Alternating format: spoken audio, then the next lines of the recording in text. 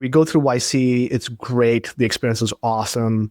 We have grown tenfold in like 6 months, the classic YC story. And at the end of those 6 months, there were signs of trouble throughout the whole time period. But my co-founder sits down and tells me, hey, I think we need to part ways. And I'm like, holy shit. That is Pranav Piyush. If you've ever struggled to recover from tough feedback, imposter syndrome, or navigating difficult conversations, you're going to love hearing his story. He's the CEO and co-founder of Paramark, where they're focused on solving marketing measurement challenges, and his background is absolutely stacked. VP of marketing at Bill.com, head of growth for Pilot, head of growth at Magento, product growth at Dropbox, strategy at PayPal. All this was before starting his own business. If you're new here, my name is Andrew Kaplan, and on this show, I get to have amazing, candid, and vulnerable conversations with my guests about some of the toughest moments that almost derailed their careers and instead became part of their success story. It's enough from me. Let's go ahead and hear Pranav's story. Very average high school student until a certain time. I can't remember if it was 8th grade or 9th grade, and I didn't go to high school in the US. So very average, always in the shadows of my elder sibling who was awesome at everything that she would do, right? So, oh, you are XYZ's brother. Ah, okay. Like that was my identity in school. So really didn't find my passion until pretty late. And I remember there was this cool sort of debate competition or something. And the teacher was like, hey, who wants to go? She kind of opened up the field. And my best friend was sitting next to me. He and I both raised our hands. And he was the go-getter, knew how to do this. And he's like, Pranav, you should go to the next one. That changed everything. The first debate, the second debate, started getting into theater. And by the end of like 8th to 9th grade, I was like crushing it at school, representing the school everywhere. And I thought I was going to be an actor. So that was the thing. I thought I found my calling. I love performing. I'm going to be on stage. And I don't know if you know how Asian parents and Indian parents are. That dream died very quickly. So that was high school. I ended up figuring out that, yes, I want to become an engineer. And, I was gravitating towards science and computers. And that was the beginning of then that journey. Is debate, this has got to be one of the best skill sets, I feel like, to work in tech and to become a leader and probably eventually a founder, because a huge part of your job is convincing others that your thing is probably the right thing to do and convincing others that what you're building is validated and has a big opportunity. Do you think that set you up? I've talked to other folks that have this skill set and they all seem to be successful.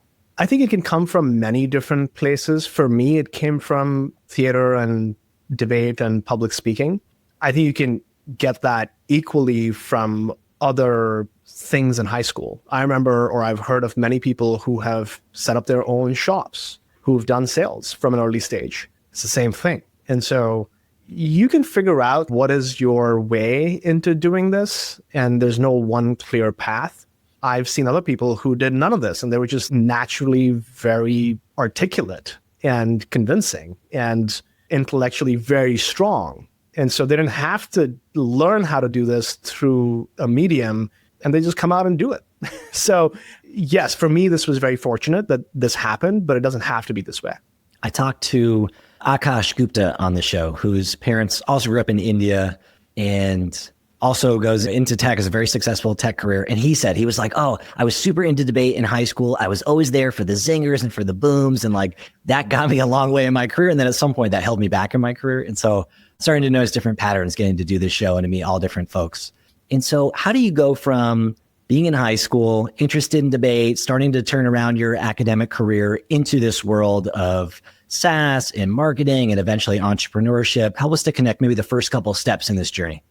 Yeah, it was a very practical decision. So when the acting dreams died, I was like, all right, what am I going to do? I knew I was good at science and math and technology in general. So got myself a scholarship to study in Singapore. So this was like when I was 16, flew out to Singapore, spent a couple of years in high school there. And it was a very different environment, learned a lot, and got into one of the colleges there for computer science. And it was a very straightforward process. I went and talked to everybody who was a couple of years ahead of me and asked them, hey, what's the average salary by discipline? And computer science was at the top of the list. And I'm like, all right, I'll go do that. So it's a very pragmatic decision because I didn't really know what I really wanted in life other than I wanted to do something in tech. So this was 2004, spent 4 years studying computer science. But a funny thing happened. In the second year of college, I took part in some type of a program that was meant for entrepreneurship. This is 2005. Facebook hasn't yet reached our shores. It's still ICQ, and MySpace really wasn't big in Asia back then. And you start hearing things about what's happening with Facebook and so on and so forth. You're like, oh, that's kind of cool. It'd be fun to do something online. And so you start to kind of dream up and like, okay, what can we do in Singapore, which has a population of like 4 million people?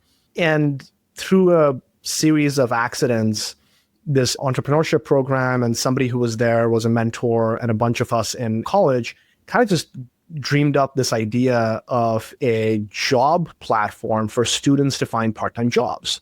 And that was kind of the starting point for entrepreneurship. And so I was the guy who was doing the design and the front end work. And I had my buddy who was doing the back end work. And I just kind of gravitated towards the front of the house. How do we get customers? Going door to door with a piece of paper and getting people to put their names and emails so we can enter it into the database and email them when a job shows up. Putting ads in the newspaper for $20 to say, hire students, and put a phone number and they'll call our phone number. So like just figuring out the mechanics of building a business was fascinating. So we spent 3 years doing that in college. Why do you think you gravitated towards that side? Like, do you come from a family of entrepreneurs and small business owners, or was there something about the work that just seemed interesting to you? It seemed interesting. I think I've been good with people from the very beginning, and it just gravitated that way. I don't come from a family of entrepreneurs, but my mom did start her own business. I saw her do that in the 90s when we were back in Delhi. And that probably had an effect on my psyche, even though that was not the direct motivation for doing this business. So always curious about how do you do it? And then connect the dots between what I saw in my own household and this Facebook thing. And you're like, I think I can do that. I think that'd be fun. It'd be more fun than learning more about Java and C++. So that's how I was built. And I was good at it, right? I could see the fruit of my labor very directly. Whereas I think in an academic environment, if you don't have the right nurturing, you don't really see the fruit of it until you graduate and you actually do things. So there was something about the immediate feedback loop that was very satisfying for me to like do things and be able to see things like right then and there. And I think the team thing was very cool for me to like work with a group of people and ideate and brainstorm, and just gave me a lot of energy. So that is kind of how the journey into the tech scene and the startup scene kind of started, and the growth scene, right? Everything was just happening at the same time. This episode of the show is brought to you by one of my favorite products, Fullstory. When I led the growth team at Wistia, we spent a ton of time optimizing our new user onboarding experience.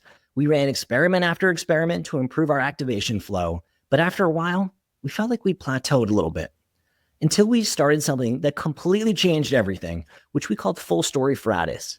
Every Friday, we'd fire up Fullstory and we'd watch 20 to 30 real users go through our product for the very first time. And it was painful. We saw people get lost. We saw them get stuck.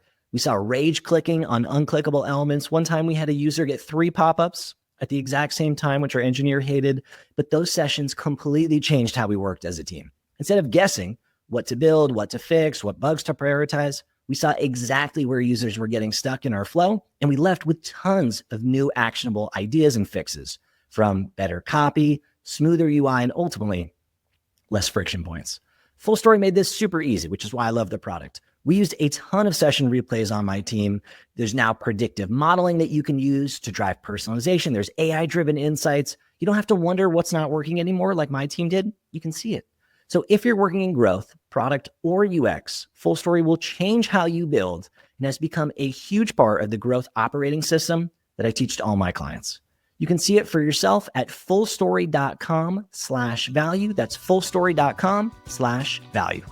It's crazy. You're the second conversation I've had recently who talked about the impact that Mark Zuckerberg and Facebook had on their entrepreneurial career. The other person was Brian Balfour, CEO of Reforge, who was telling me that when he was in college in Michigan, we were probably all in college around the same time. I went into college in 2004. I graduated 2008. It was like right when Facebook came out. And he was basically just saying how motivated he was to see someone else who was kind of his age building this thing that was big and impactful. And you're kind of sharing a similar story. And so it's just cool for folks who are listening to this or maybe growing up in a different time, like the impact that really had. That was major. Absolutely. And, it's not like we didn't have examples before that, right? You kind of saw Bill Gates, like that was a common name thrown around the dinner table, right? Because my parents really didn't come from a tech background. My dad built dams, like hydropower, electric dams in India. And so his engineering mindset was very different. And he's like, hey, you got to read about Bill Gates. And that's the only name he knew that was like big in the tech.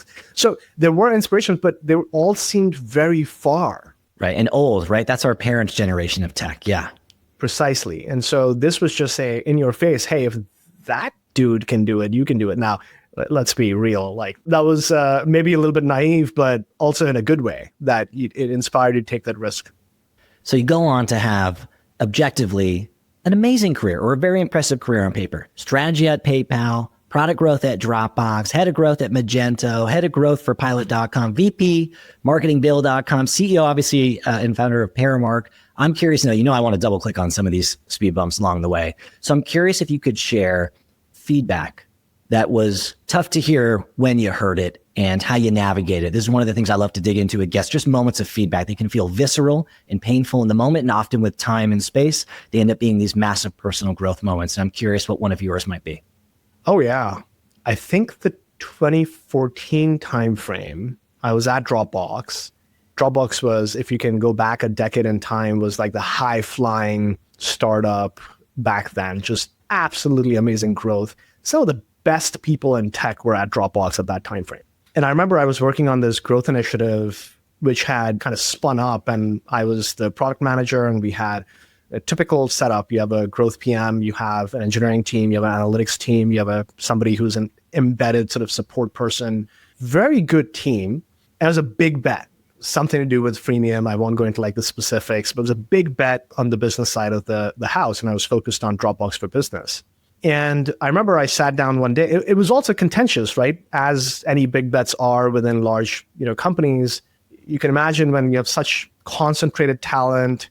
We've got the consumer side, you got the business side. We're buying Mailbox, we're building Carousel. We're going to take over the world. So there's a lot of interesting dynamics from a social perspective, from a business perspective that are happening. You're getting pulled in many different directions.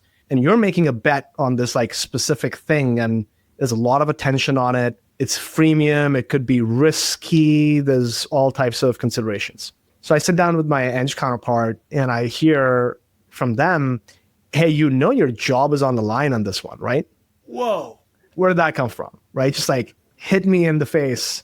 And I'm like, wait, I thought I'm doing a good job. Like we've made the case. We just funded this team. This is going well. Right. And just to contextualize, so if you were in school 2004, you're probably in your late 20s here, right? So just to kind of put the framing on where you're at in your career, and probably at this time, you're starting to get a little bit of momentum career-wise, right? I would imagine starting to finally feel comfortable. You find your voice. You're having a couple of wins. Am I close with that? 100%. Yeah. The year before this, right, we had done a whole bunch of growth experimentation as a individual contributor, right? So I was writing code, I was designing, I was shipping. It was a unique environment at Dropbox that they would let me do this, and proving out that a bunch of stuff was working, and we were seeing single-digit, double-digit % growth experiments in production. And so that funded the creation of this team and this idea. And I just gone through a massive strategy exercise at the senior most levels, made the business case for the entirety of the Dropbox business product roadmap. So I was feeling a lot of momentum and lots of good blessings, and I'm fortunate that I had that experience.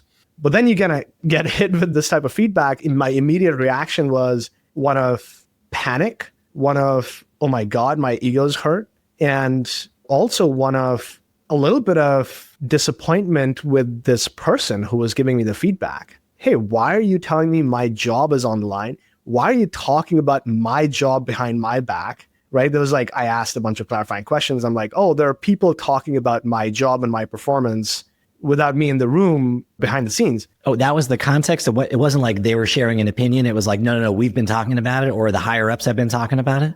It was unclear, right? But that's the impression that left in my head. And so I just like complete freak out. I'm like, okay, what do I do? So my reaction in the moment was to act rather than to process and to ask for more clarifications and to engage in conversation. And so the act that I had to do was like, okay, I'm going to go to my chain of command and be like, hey, this is what I'm hearing. What's going on? I take responsibility. I'll raise my hand. If you feel it's not working, I'll raise my hand, like very quickly, like fall on the sword and all that fun stuff.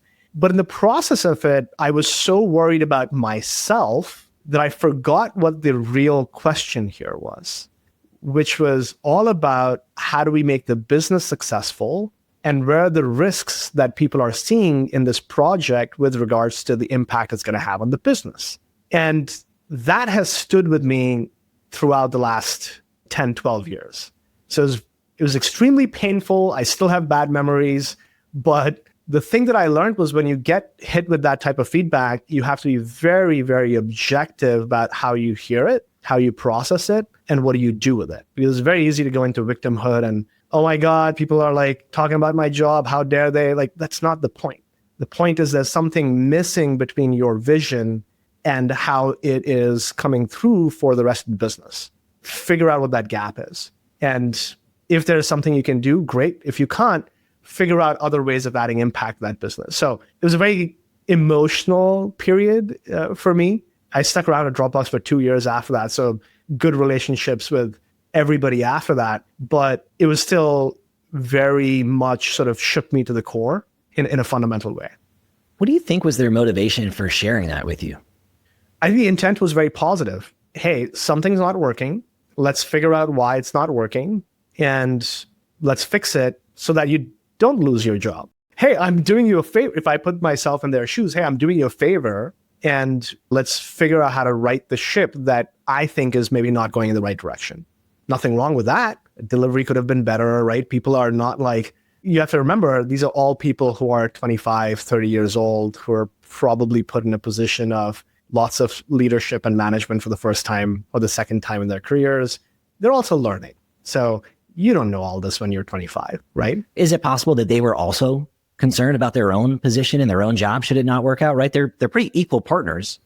100%, as they were maybe not fully bought in on what was going on. So there's a little bit of projection there, 100%. And I think that's natural, right? Like how these teams get formed and how much buy-in do you have and how transparent you are.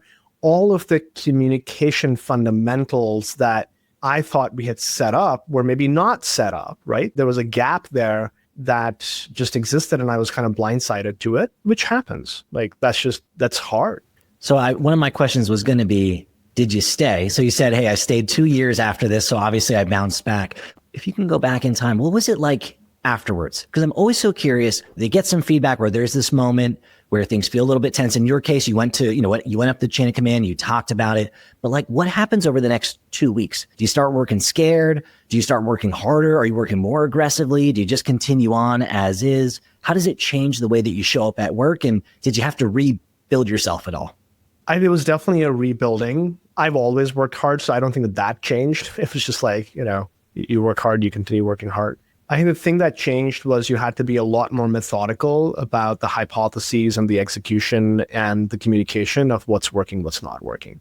And have a clear go, no-go, have just very clear guardrails around how this project is going to get executed and either make it or not make it.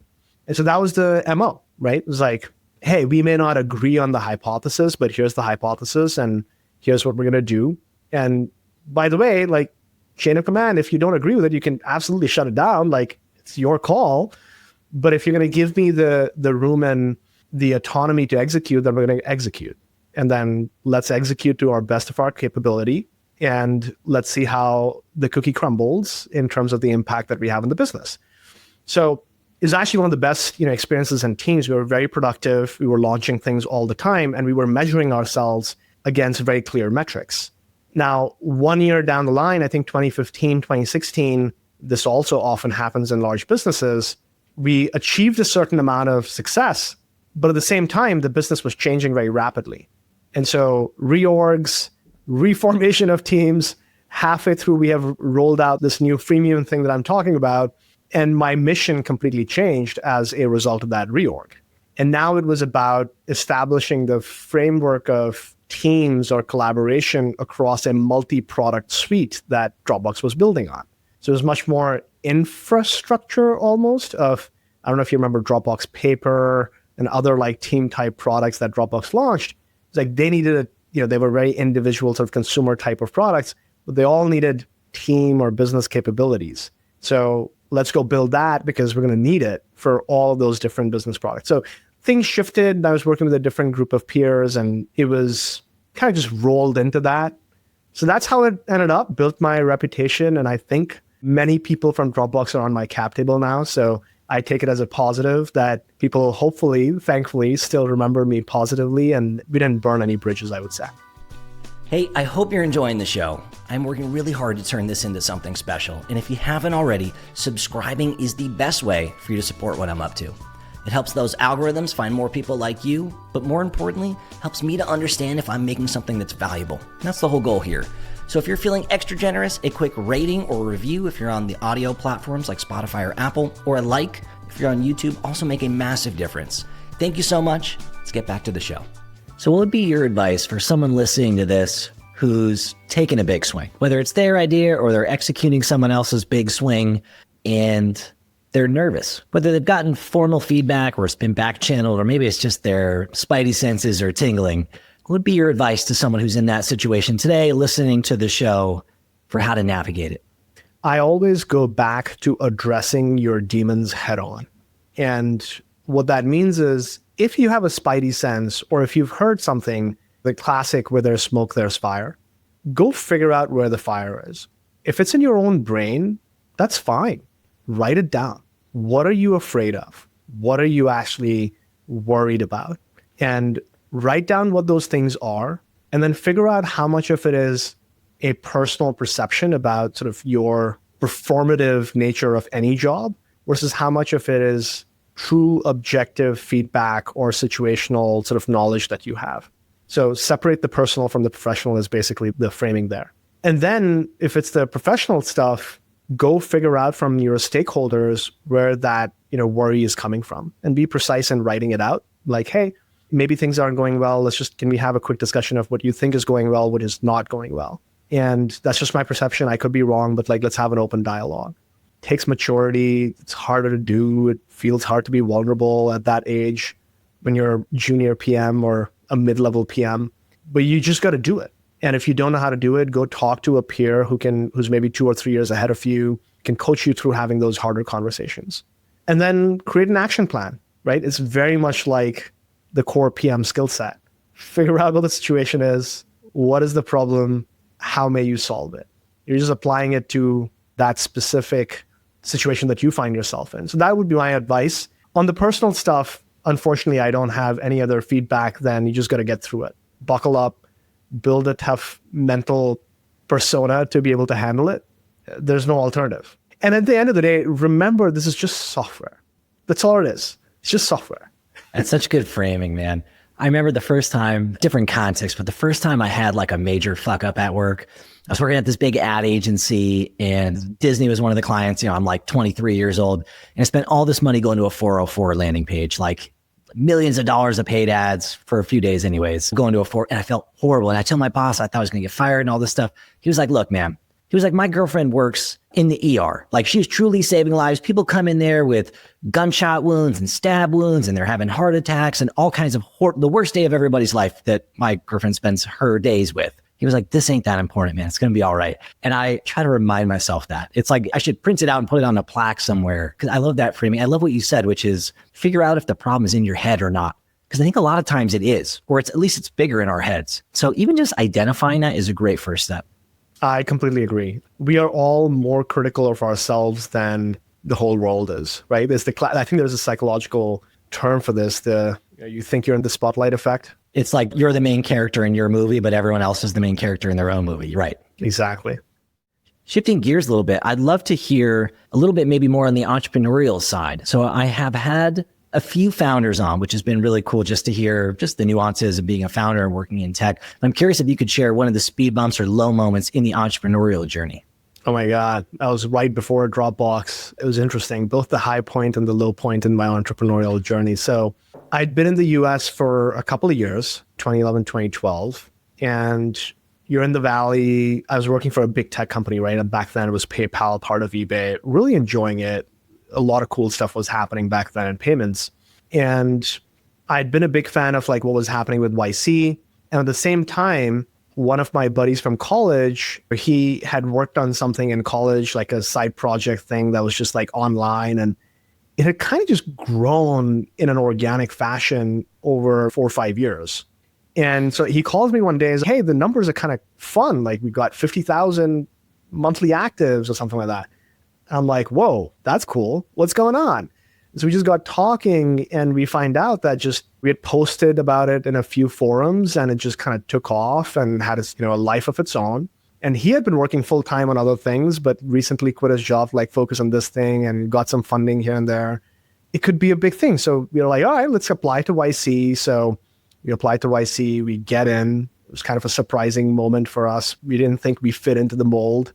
So I quit my job. This is on an H-1B visa. Let's not even talk about visas. And is that a requirement for YC, by the way? Is that like one of their things that to get in, it's like you must go full time? Oh yeah, for sure. You can't do it part-time. So you have to, be fully committed. You have to start a company. Like it has to be legit. And so I had to make a decision that, hey, I'm on an immigrant visa. It's just complicated stuff, right? So I quit my job. My co-founder was in a similar boat. He didn't even have a visa. So he had to figure out like getting a special visa to do this thing. So we do it and we go through YC. It's great. The experience is awesome. We have grown tenfold in like 6 months, the classic YC story. And 6 months have gone by fast. And at the end of those 6 months, there were signs of trouble throughout the whole time period. But my co-founder sits down and tells me, hey, I think we need to part ways. And I'm like, holy shit. So that was an interesting time. And there's a lot of processing I've had to do for 15 years to kind of get over that. And full credit to my co-founder who's still at it. He's doing awesome. The company's doing great. So I wish them all the success. But I think that speed bump was pretty rough. Grand scheme of things, I applied to Dropbox after that, got into the biz ops and growth team, had a great run at Dropbox, like no harm done, right? Probably would not have gotten the Dropbox job if I didn't have YC on my resume. So there's also like, you can connect the dots backwards, but never in the moment. But that was a fun one. So we can talk more about that. Did you see that coming? So you said there were some signs of trouble. That's a pretty major crack. Yeah, I didn't think that it was going to go down that way. Frankly, I don't think I can honestly say that I saw it. Oh yeah, my co-founder is going to ask me to leave. Like that was not on the cards. It just happened. And so what happens after that? So you have this conversation. Well, first, was it in person or was it remote? It's probably in person at this time. In person. We were in our office in Sunnyvale. So it was in person. And I've never talked publicly about this. Maybe I've told a few friends and folks and mentees about it. But we're like, all right, let's sleep on it. I go back, I think about it. I'm like, yeah, this is probably the right decision. Took me like a couple of weeks to kind of come to terms with it. But I'm like, well, what choice do I have? When that happens, you don't really have a choice. And so I was like, all right, let's figure out how to make this as smooth a process as it can be. We tried to give feedback to each other. I think that was the wrong call.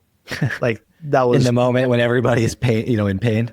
Exactly. Just, so we were a little bit immature, right? This was like 25. We didn't really know. And a lot of co-founders go through this stuff, right? So my feedback was just, looking back, I have lots of insights on why this happened. But in the moment, it was just like, let's just get through this as quickly as we can, sign the right paperwork, decide what we are going to do. And I had a special situation there where I had to figure out how to get a job in the next like 60 days.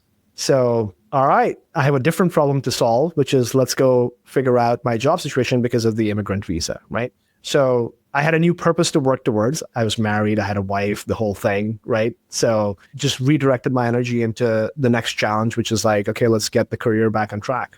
And so you're an experienced entrepreneur, right? Tech veteran.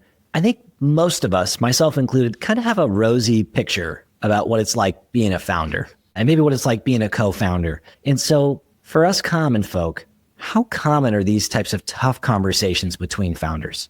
Very common. I mean, if you just go type co-founder issues on Google, you're going to find a bunch of Reddit and Hacker News. And there's like a whole category of coaches, right? That are specifically for like 2 founder companies or 3 founder companies. Absolutely. Like it's a whole thing. And what ends up happening is, and I'll talk about sort of why we made the mistakes that we made. We were good friends. We had never worked together. And we just were like excited about starting a company together and doing YC together. And I was like, yeah, it sounds great. We had complementary skill sets, but we never actually sat down and really wrote down what we brought to the table, how we aligned on the values and the vision of the company. And so that's what I did differently in this new startup. My co-founder and I had worked together for 10 years at Dropbox, at Pilot, at Bill.com. And before we discussed even an idea about the business, we wrote down our values.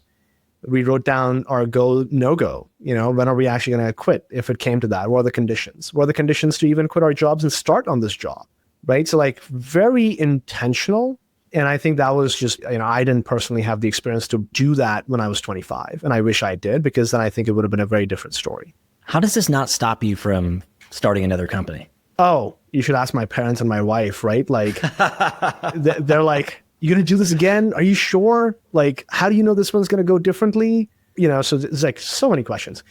And even in my head, right? The reality is we live life once, and I've started to think about life as a game.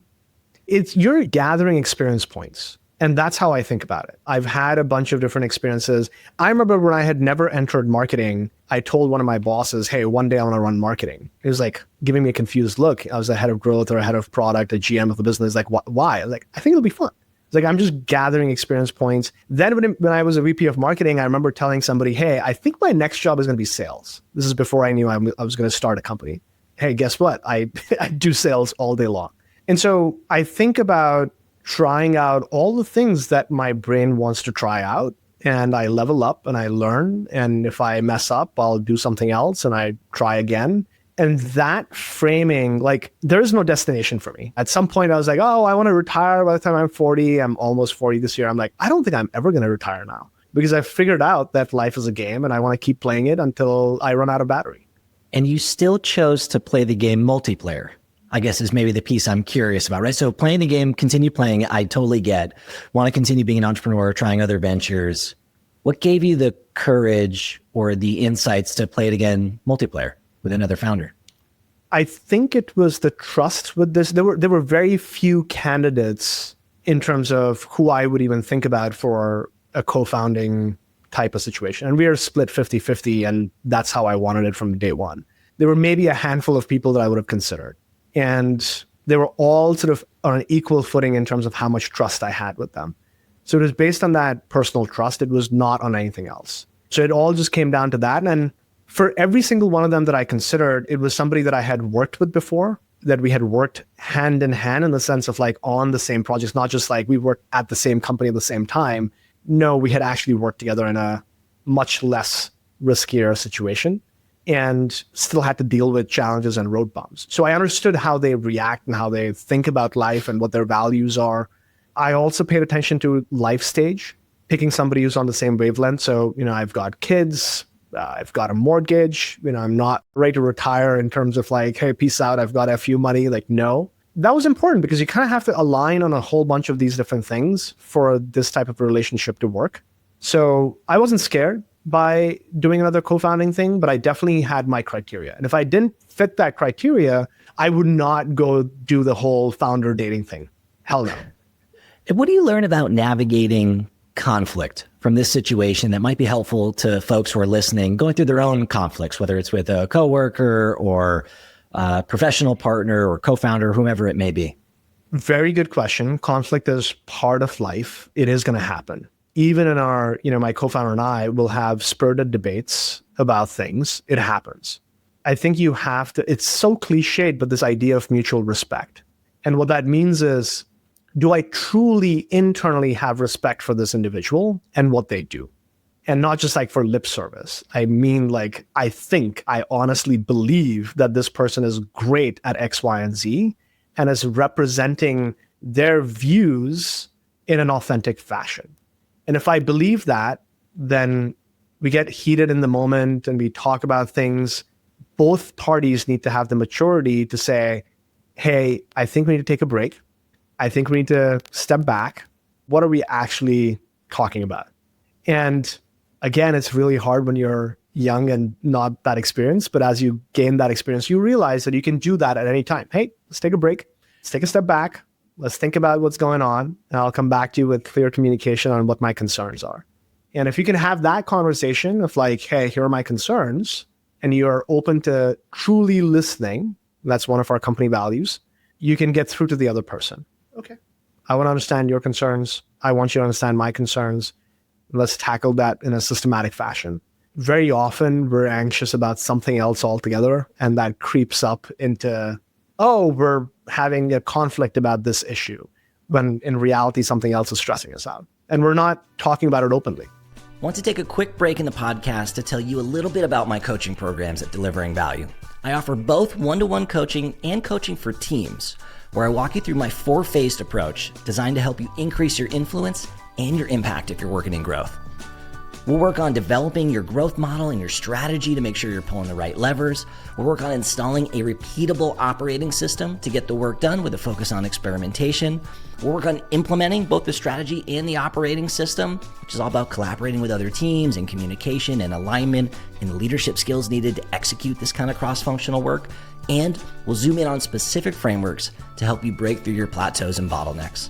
It's a mix of coaching calls over Zoom and async collaboration with me. I've supported amazing people all over the globe, from companies like Copy.ai, Notion, Sprout Social, Pendo, Lucia, ProWriting Aid, Motion, and a bunch of others.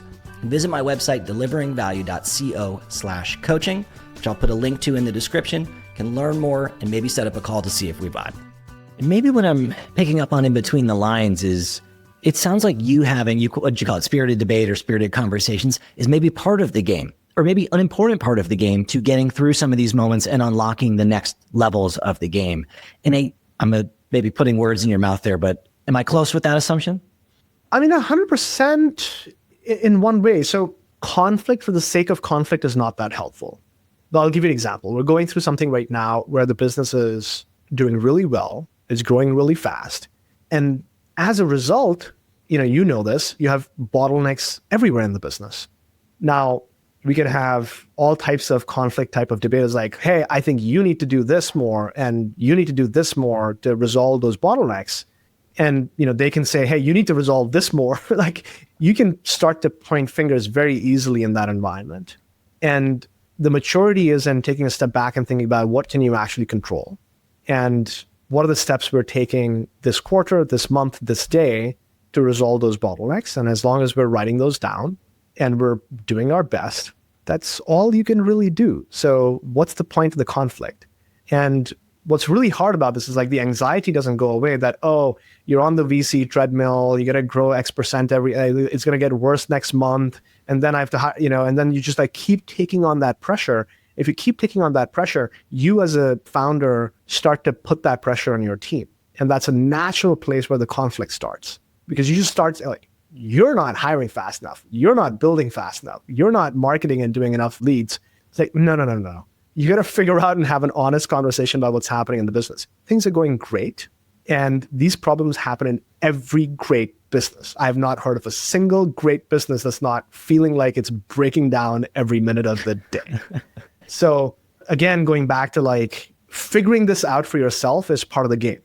Nobody's there to tell you this shit. So you have to like, I tell my advisors and investors, hey, I think we're just going super slow. Or like, and they tell me, hey, this is what product market fit feels like. I'm like, okay, thank you for just saying that, right? You go talk to founders who are 2 or 3 years ahead of you on the same trajectory, and they'll tell you the same things like, hey, it's just going to be like that. Just like learn to live with it. And so that's part of the game. I'm like, oh, this is something new. I haven't dealt with this before. Yeah. No, I think it's important to double click on this or to focus on this for a second, because there's a lot of folks that don't have that perspective. When something tough happens, they think, geez, I fucked up, or I'm on the wrong path, or it's a sign that something is broken, versus hey, this is just something I need to resolve to unlock the next level. And it's not going to be messy. In the process to getting there is not messy. And that's kind of what our careers are like as well, right? There's a lot of these speed bumps. We talked about a few of them already. In that's part of unlocking the next level of success is working through their thing. They're normal. They're expected. It's not a sign that you're doing something wrong or that you're off kilter. 100% agreed. And recognizing that, understanding the patterns between different businesses, between different founders, and honestly, having the right conversations. Like I've been thinking, I think I might need a coach. That's just normal. And we have to normalize that in business, right? All the best athletes in the world have coaches and for multiple things, right? So if you're, and I'm not comparing myself with them, but I'm saying if you are going to do something that's incredibly hard that you've never done before and is being done at a scale and is going to be valued at tens of millions of dollars, hundreds of millions of dollars, guess what? You're not going to do it alone. You need that support structure around you. And so go get that support structure. So yeah, I think it's absolutely important to figure this stuff out.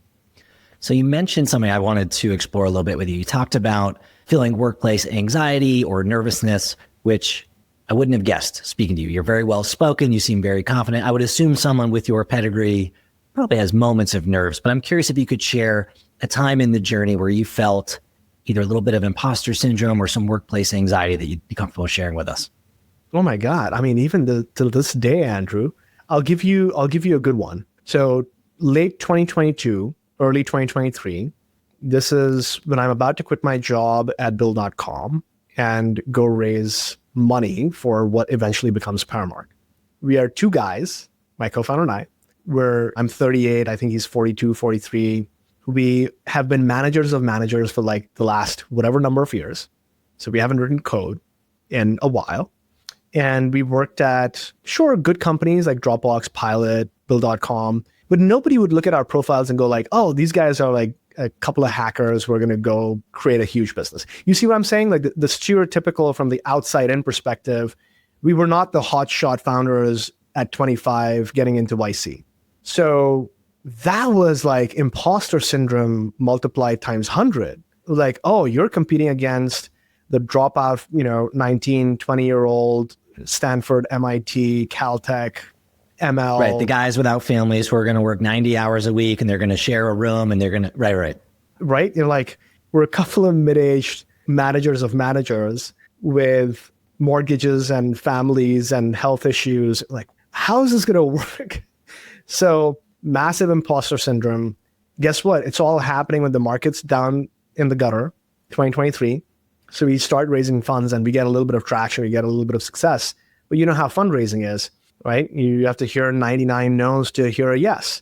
And in the middle of all this, SVB goes down, like Feb of 2023. So I remember telling my wife one day, I'm just going to go be under the blanket, like don't trouble me for like 3 days because I don't know what the heck I've signed up for. Because I'm like, this is just not going anywhere. We have like $500,000 in the bank in our pre-seed. I'm like, I tell my co-founder, I think we're just going to have to make do with what we have because there's no way we're getting more money given what's happening in the market. And how did you already quit your job? Sorry if you already shared this, or were you still? Quit our job, like we're both feet in this new boat. So imposter syndrome, like feeling it very real, right? And you haven't done this since, I was 25. So it was also just like a new experience doing it with a different pressure altogether. So imposter syndrome doesn't go away. And it still doesn't go away, right? When I'm talking to customers or prospects, right? Like if you think about this, every candidate who's coming in and talking to us about working at Paramark, I have to sell them why it's a good idea to join a 6-person startup that has some, multi-$10 million valuation. Like we're 4 engineers and we have 25 customers and like, yes, we have millions in revenue, but it's a hard sell when you could go work at OpenAI, Anthropic, or even like, the Googles and the Microsofts and the Amazons. So you feel like an imposter because you're like, I have to sell the story, I have to sell the dream, and I have to believe it. But at the same time, like, is that the right decision for that person? And you get in your own head when you think about that. So you have to have a strong conviction. And I like this line a lot. You have to have the reality distortion field around you, but not within you. And I don't know if you've heard that before. Like, everyone talks about the reality distortion field that Steve Jobs had. And what that means is you've got to be able to convince others, but don't get fooled and egotistical that you start believing it yourself so much that you don't understand what's real and what's not. What's real is you have X million in revenue, you have 4 engineers, your business is breaking every day, and you just have to power on and slog on. It's still going to be an uphill climb until you reach, I don't know when. So the imposter system stays. I don't think it goes away. I don't know. That's my current belief, but we'll see what the next stage of life brings. Maybe I'll get over it. And do you have any systems to turn it on, maybe when it doesn't feel natural or authentic? So if there are days where you need to sell someone else, or whether it's a pitch meeting with a VC or a round of funding, or maybe a high profile potential hire that you could make, someone with pedigree, how do you turn it on when you need it? You have to rely on your wins. And so when you do get wins, you really have to internalize them and celebrate them. It's a classic thing, right? The negative stuff hurts more than the positive stuff happens. And then you just forget about it in like 3 hours. You're on to like the next. Or you discount it, or you're like, well, it should have happened 3 weeks ago. Yeah.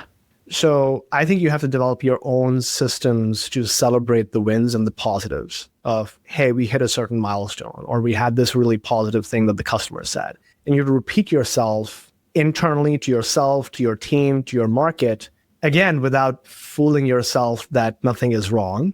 There's always something broken, but the wins have to be remembered. If you don't do that, if you don't celebrate it, we're going to have cakes in the office for our second company anniversary this week. Like, you got to do stuff like that. And that's the way. That's the way to turn it on, right? It's like, I'm going to stand on this, on the shoulders of these wins that we've had, and I'm going to go and execute. And then if I'm having a terrible day, I'm going to take it off. I'm going to go cancel all my meetings and go sleep for 3 hours. And I'll feel better. I know I will feel better after that. Yeah, I was curious to know, if you had bad days, what you do to recover or bounce back, if you had any rituals or habits or self-talk or anything like that. Not a big self-talker. Exercise is a good one. So I have a trainer. I try to be consistent every week, ramping it up this year. That really helps, because when you push just heavy weight, you feel like you can do it. You can keep kind of leveling up. And the other one is just like going out and touching grass. I don't do enough of that. I should do more. Spend time with kids, go to the park, just lie down on grass. Sounds cliched, but I think it's very therapeutic. So, I mean, that's what Huberman says, right? It's like part of his morning routine. Let your feet touch the earth, get a little sunlight in the eyes. Like, that makes sense. Okay, I have a beef with that. How do you do this when you're a parent? Because I wake up at like some ungodly hour. Everything is dark for like 3 hours. So I don't have that opportunity to have a perfect routine in the morning, but... Me neither, man. Dude, I live in Massachusetts. It snowed 2.5 inches last night. It was 28 degrees this morning. I know. And he himself is not married without kids. So I think it's not necessarily like do as I do. I don't know if he necessarily does all those things on a daily basis, but it's like, if you wanted to optimize, this would be the protocol, is sort of how I hear it anyways, but I hear you. I'm trying to get into a routine where I take my kids to the park or some like physical activity every weekend and just make that a very clear routine and habit. It already happens, but like something where I'm fully engaged with them, and it's not just they're going climbing, or they're going basketball, or they're doing soccer, and I'm just like sitting by the sidelines, like have something where we're doing it together. I love that. I got to do that myself. I've got 4.5-year-old and an 8-month-old. So the 8-month-old, she comes along for the ride, but the 4.5-year-old, we're getting into all kinds of stuff. We went on a hike the other weekend. We're going to go skiing next weekend, trying to do a little bit of that also. Cause to me, that's what it's all about. I mean, I consider myself a business owner. I'm a coach and an advisor and podcast host, but I'm a business of one. But I just think, what's the point of working for yourself if you don't create an incredible life? I completely agree. What haven't we said that needs to be said, or that you want listeners to take away from your story and a few of these speed bumps here? I think, if you look back to when I was just starting off in 2008, I graduated in 2008, and then financial crisis in Singapore. That was a fun time. I think the classic cliche of you can't predict where your life is going to go. So don't even try to have this like idealized view of what is out there, and pick the next thing that you want and just be tenacious about going and doing that next thing that you want. And for all the cliches, like, you can manifest things. You really can manifest things. You just got to have to believe and then put in the work. But tell the universe what you want out of your life in the next 1 year, 2 years, 3 years, and I'd be surprised if the conditions don't present themselves for that thing to become true, if you truly, truly want it. Do you lean on any tools to help you to do that? The manifestation? Vision boards, goal setting, journaling, any of that?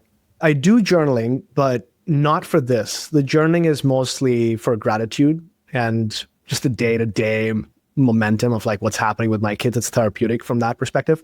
I think what ends up happening is I was thinking about this in November, December, when we were, hit a certain revenue milestone for the business.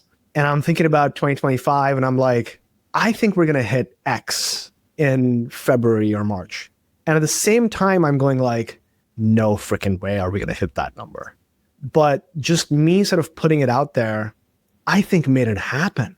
Like we're actually going to, almost double the business in like 2 or 3 months. It's just bonkers. And I credit that entirely to that manifestation game, because if you don't think it yourself, it's not going to happen. And if you think it yourself, then you're going to push on the things even sort of subconsciously to make it happen.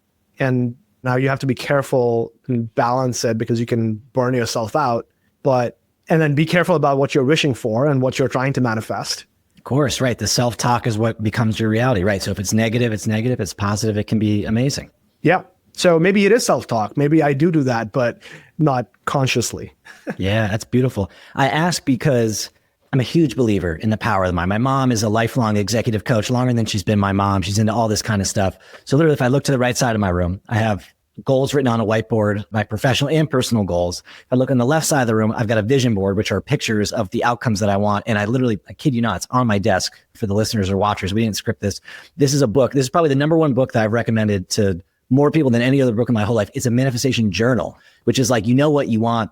This puts it out there in the universe. You write it, you say it, you think it. And every time I've done this in my life, I have achieved the things that I've written down. It hasn't always been immediate, but it has almost always happened. And so I love these stories of folks like yourself. What time frame do you think about these things? Are you thinking about immediate future? Or are you thinking about really long term? Is it all of the above? The things that I have written down are 1 to 3 year outcomes that I want. I have other things that are written down. There's a book by Jim Rohn. Are you familiar with that? He's sort of like Tony Robbins before Tony Robbins. He wrote a book that's kind of like, I forget, 7 Habits of Wealth and Happiness, I think is the name of the book. It's probably on my shelf back there. Anyways, in it, he talks about goal setting at 1, 3, 5, and 10 year marks. And so I have written down those things. Obviously, the further out you go, the less detailed they are. But I try to think really concretely about 1 to 3 year goals. That aligns with how I think about it as well. I don't think about super long term enough, but I do think about the next 1 to 3 years. Yeah. I learned something new. This is great. Hey, but that's what it's all about. Connecting with new folks, hearing their stories. You pick up one thing, that's a good day. Absolutely. Thank you for coming on, sharing your story. For folks who want to connect with you, obviously we'll put a link to your business in the show notes, but where should they go if they're interested in connecting with you? LinkedIn is great. X, if people have gotten used to calling it that, is great. You just search for Pranav Piyush on either. I've got both the handles there. So LinkedIn or X are great. Thanks for coming on, man. Appreciate it. Thanks for having me. This was a blast.